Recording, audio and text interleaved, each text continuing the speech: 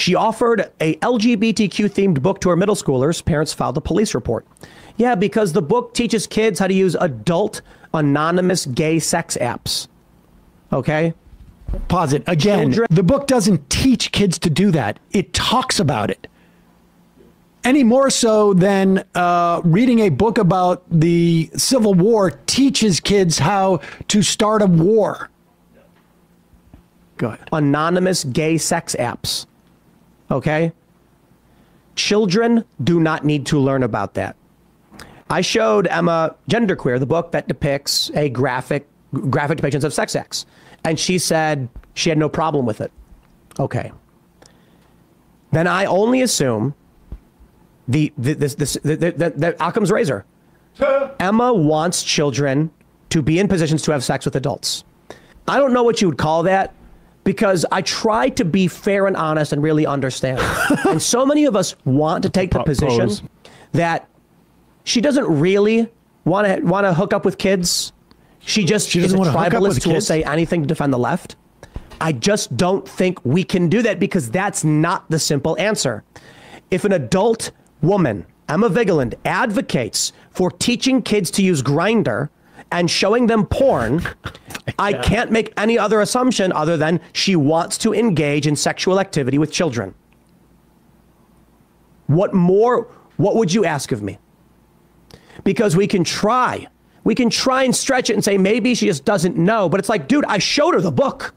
I opened it up and showed her, because I don't care about that, because it's WWE to them. So I'm like, we can have her on the show. And I said it would be with another person to discuss ideas. So we got Sean Fitzgerald, and what does she do? Help her. Before the show, we were like, hey, let's open with crime and talk about Jordan Williams, this guy in New York who's, he was a black guy. People are saying he's not getting the same support as Penny because he's black. And she goes, yeah, of course, absolutely. As soon as the show starts, what does she do? E-drama, WWE garbage. I think Majority Report primarily is like a comedy show / it's more like the Daily Show. Like let me finish, please. Whereas this show's more serious, and I think they both, Sam and Emma, get a kick out of making you upset. Like, it's just part of like the pushing your friends around when you're little. This is not. No. I'm stopping you. I'm sorry.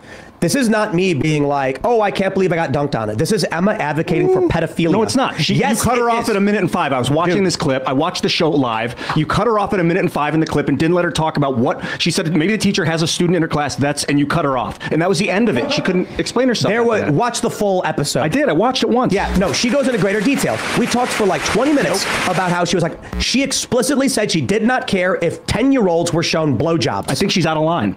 She's not. I think you need censorship for stuff like that. That's an argument I'll have. They're having a show where they advocate for pedophilia at a time where they're chanting, "We're coming for your children," and they produced a 50-person chorus called "We're coming for your children." Ian, take the blinders off, man. Well, that's what I was gonna say. I think there's seeing a picture, a cartoon of someone getting a blowjob. He considers that kink. Does he really? Does he really consider that kink? Does he consider that to be so transgressive that he is accusing Emma of pedophilia? It's a bit of a stretch, buddy. It is a bit of a stretch. Now, he's careful in saying, like, I'm assuming. Yeah. I'm trying to give her the benefit of the doubt. But this is how sad it is for Tim to have gotten so hammered.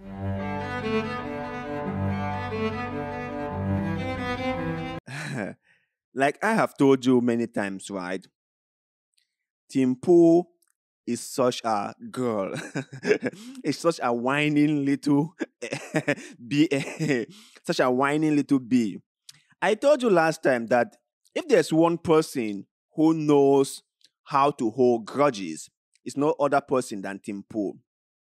Sometimes I wonder if he's a guy or a girl. I'm not saying that girls are kind of like weaker people or not, but I'm just saying that from my own experience, right, and from where I came from, girls are good at holding grudges, while guys just let it go. That's what I'm saying.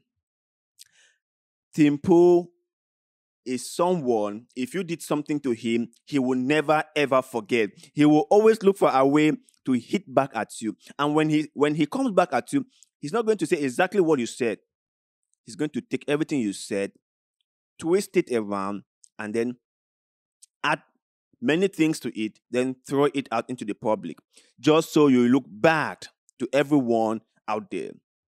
And you saw what he did to Emma. You saw, right? Emma went on his show, and Emma totally embarrassed him. Emma totally made him melt down, broke him completely.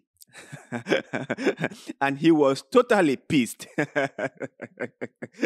Which was quite funny, because he was the host. Okay, it was his house. And there were two of them on set, just Emma alone. They had the upper hands because Emma was in their territory. But still yet, Emma was able to keep her composure. Emma was able to counteract all what they were saying. Emma was able not to be entrapped by what they were saying, but she was smart enough not to set what she didn't quite understand. She was smart enough to understand that these people might want to trap her, and so she had to be very careful when saying anything that she wasn't quite sure about. And so she said what she had to say. Now, who won is left for debate. That can be debatable. And who was on point and who was totally out of point is still debatable, because the last video I posted, I had a very constructive conversation with a few people in the comment section, and some of them were like, Emma wasn't talking anything that was worth listening to, that he was just throwing casual insult here and there, that Emma didn't come prepared, and that was why she didn't say anything that was worth people's time, that she was just doing a kind of like passive-aggressive thing, which I would like to say, well, it depends on you. I have nothing against that. If you think she didn't say anything worth your time, well, it's your take, right? But I personally think that she nailed it. I personally think that she did a fantastic job. And just the fact that Tim could not let this go, that the next day, Tim had to bring this up on his show and had to like paint Emma like somebody who is terrible, shows you how hurt Tim was. Shows you how sad Tim felt after Emma totally disgraced him. Because let me tell you, if you watch people like Patrick, Bet David, right? No matter what you say to them, Patrick is always very calm. He is always very rational. And he will always say that, well, I think we can have different take on this same topic, and I will respect your opinion and you respect my opinion.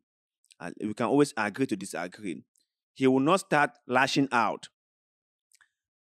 Patrick is someone who can do an interview or a debate with people that he shares nothing in common with, and they will still do it in a very constructive manner, and everyone will be pleased at the end of the day. But that isn't Tim. No, that isn't Tim. Tim Poe will make sure that everyone knows how disappointed he was with you and how terrible you are and how much a horrible person you've been.